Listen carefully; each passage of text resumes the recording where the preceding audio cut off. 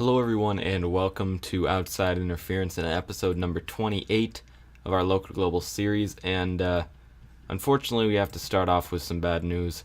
Well, Flex Freeman complained, which isn't normally too much of an issue, but Kairi Hojo decided to skip that part this time and just go straight to handing in her 1 week notice. So no more Kairi Hojo in UPW, at least anytime soon. I did not think this would happen. I mean, I haven't been booking her to win often at all, but she was about to win a lot, probably going back into title contention. So I really don't know how to feel about this. She had five losses?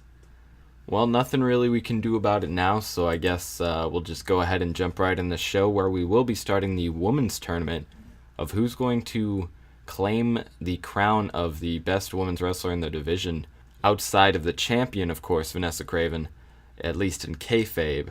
But Davina Rose and all the other women in the tournament are definitely going to be big helps now that Kairi Hojo isn't going to be here.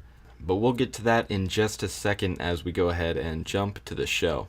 So to start the show, a video plays hyping up the upcoming UPW Women's Invitational with names like Davina Rose, Sienna, Candice LeRae, and Tessa Blanchard, among others. 7 names are announced and the mystery competitor is teased for later tonight. This got a 60, obviously pretty great way to start off the show, and it probably will be a fantastic show because these are some of the best women's wrestlers in the world, and they're all going to be competing tonight. Well, not all of them, but a good few of them are going to be competing tonight. I think we have Tessa versus Candice and Sienna versus Davina, and that will be our main event. But let's go ahead and move on to the next segment, a tag team match. Next Wave defeat Dijak and Morgan in 10-15 when Flex Freeman defeated Donovan Dijak by pinfall. Dijak got a 39, Matt Morgan got a 45, Freeman with a 33, and Colby with a 38, so he did very well and is improving Rumble. A 40 rating, better than I would have expected from Next Wave. This tag division isn't too strong right now, but I'm trying to build them up a little bit more, and it seems to be working quite well, but nothing else really to look over there, so we'll go ahead and move on as another video comes on the screen featuring the members of LAX. Homicide says, "Consider this a public service announcement straight from the top of UPW. Next Wave. You best be making the most of those titles while you still have them, because next month, these guys behind me are going to be coming for them. And Colby, if you want to know what happens when you stand between LAX and what we want, just ask your pops." So Homicide and the rest of LAX kind of making a statement here.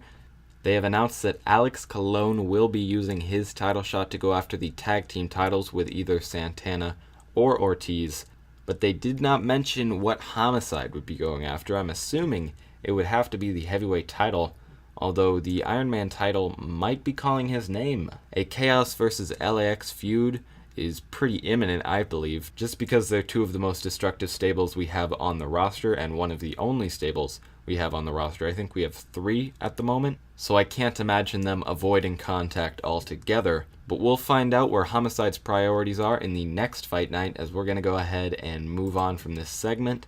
In an extremely short match, Candice LeRae defeated Tessa Blanchard in 4:52 by submission. Tessa got a 49, Candice got a 56-54 rating. Beautiful match right here, and no worker improvement, so let's go ahead and move on. A decent match. Ryan O'Reilly defeated David Starr in 11:01 by pinfall with a rough shot. Ryan O'Reilly got a 46, David Starr got a 40 for a 44 rating. This brings Ryan O'Reilly 2-0. He is just 1 win away from taking this 5-match series altogether, so David Starr definitely has to be more cautious in the upcoming matches than he has before, although I don't know if playing cautious is really the best strategy, because he still needs to pick up wins somehow, but we'll see how this advances in the next segment. After the match, Ryan O'Reilly laughs as Starr attempts to get up and continue the fight. O'Reilly says, "You're finished, Starr. I need 1 more win to take you out for good, and trust me, I can do that with 2 hands tied behind my back. Next week I'm going to finish you, and you're going to finally understand what it means to mess with the Rise."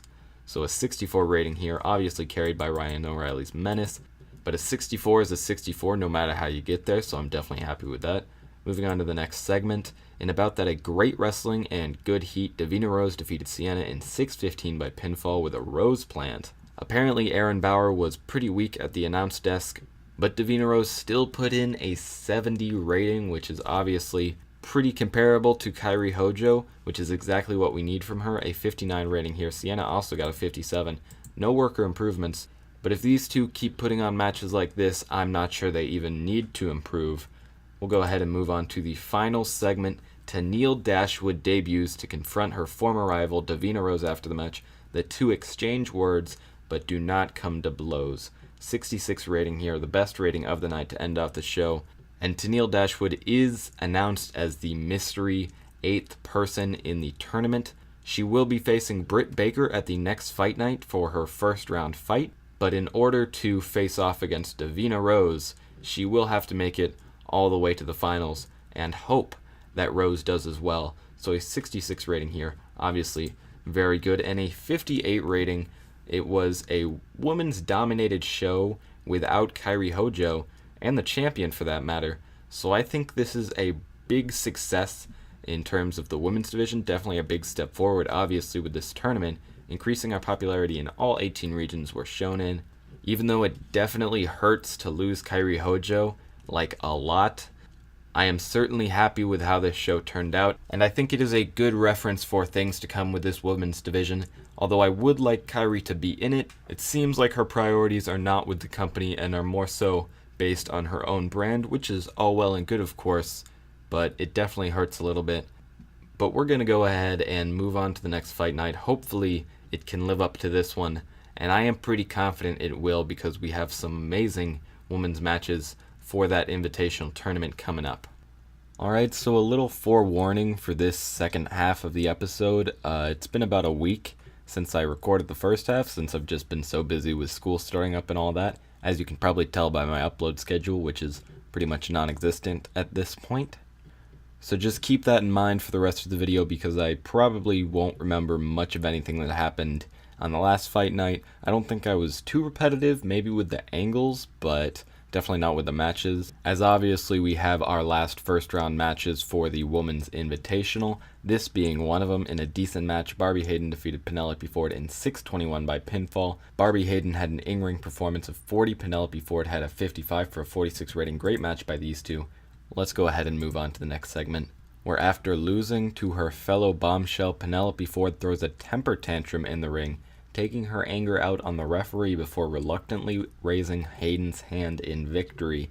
This got a 51 rating, and obviously Penelope Ford was not too happy with the result of this match, but she is still Barbie Hayden's partner, and she will still celebrate her victory, even if it is very reluctantly. But let's go ahead and move on to the next segment. A bout that had a decent reaction from the crowd but subpar wrestling. LAX defeat Next Wave in 12-14 when Santana defeated Flex Freeman by submission after interference from Alex Colon. This got a 35, Ortiz 33, Santana 31, same as Flex Freeman, and Colby Carino coming in with a 38. Pretty awesome match by Carino, and everybody else kind of carried their own weight. A 35 isn't too bad. Probably going to be the worst match of the night though. But I guess that is a good sign for things to come. Let's go ahead and move on to the next segment.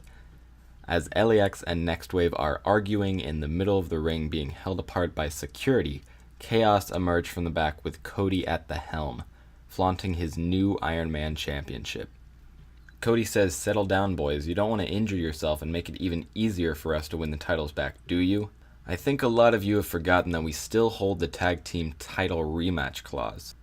But we plan to take full advantage of it. In a few weeks' time, LAX, you will still be getting your title shot.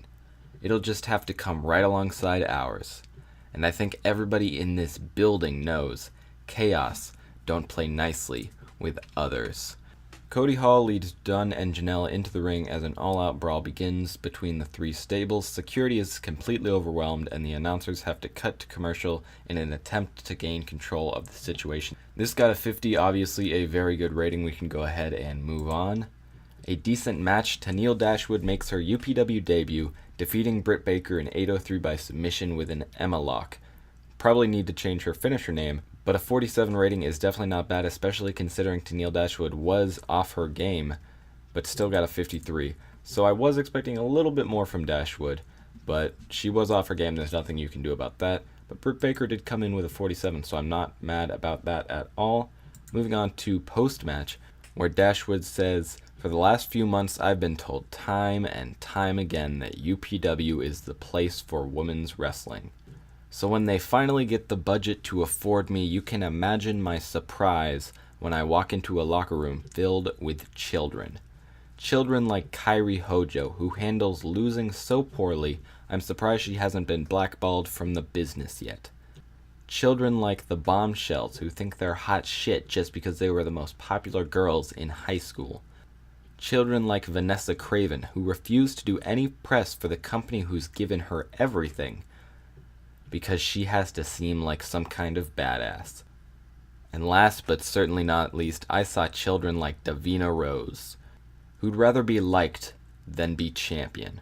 A great in-ring performer, sure, but that'll only get you so far in this business. You need to be willing to do whatever it takes to be the best, and trust me, I have the will to win, and I'm going to finally show UPW what a real women's wrestler looks like." And with a 61 in her first solo angle, this is definitely a good sign for things to come. I cannot wait to see what Tennille Dashwood has in store for the UPW audience, and I hope you can't either. Moving on to the main event of the evening. In a decent match, Hanson defeated Dalton Castle in 14-27 by submission after blatantly cheating by manager interference. This got a 48 rating. Great rating from these two. Dalton Castle with a 44. Hanson got a 49. Hanson is improving in Rumble, so he continues to solidify his spot at the top of UPW's totem pole. And we'll go ahead and move on to the last segment of the night. While Alex Del Barrio and Hanson begin to exit the ring, LAX's music hits as Homicide walks out to the ramp. Homicide says, "Hanson, I have to applaud you for being smart enough to bring on that little weasel of yours as title insurance. But I'm going to tell you right now, that little bitch isn't going to be able to do anything but cower in the face of LAX. At UPW Redefined, I'm cashing in my title shot. And LAX are finally going to be back at the top of Uproar Pro Wrestling. I hope you aren't paying the little guy too much, because he ain't going to help you get out of this one." The show closes as Homicide and Hanson stare each other down from across the ramp as Alex Del Barrio yells at security to try and get Homicide escorted out of the building. A 49 rating, pretty good to end off the show. I'm very happy with that. And a 50 rating on the show. A little bit of a downgrade from our last show, but I will take a 50 rating anytime I can get it, increasing our popularity in all 18 regions, which is fantastic. We are growing bigger every single day. Our US tour is going fantastic. We are going to end it in Boston at Night of Champions 3, of course. Hopefully you guys are excited for everything to come. Sorry it took me so long to get this video out, but there really wasn't anything I could do about it. But regardless, if you did enjoy the video, make sure you like, subscribe, and comment, and I'll see you guys in the next one. Heat in my vein like vernacular. Cook up the beat with a spatula. Y'all are not ready for action. I'm smoking these rappers and feeling spectacular. Making a killing like massacre. Watch out, I'm whipping my wrist. Right on my city, been pissed, but I show